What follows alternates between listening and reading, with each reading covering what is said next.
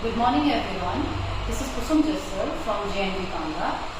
Today I want to share some views on how internet has impacted our lives. As you all know that internet is the most powerful communication medium, and internet has affected our lives a lot.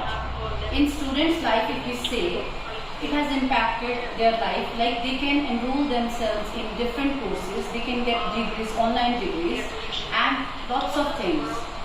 And now if we talk about professional life, it has impacted in the research and development area. And if we see, if we go on for online shopping, all the people are benefited with this. We can get online things very in cheap way. You can say there are some there are some schemes when we get discounts also. So we just go for online transactions, and it is very helpful for online transactions too.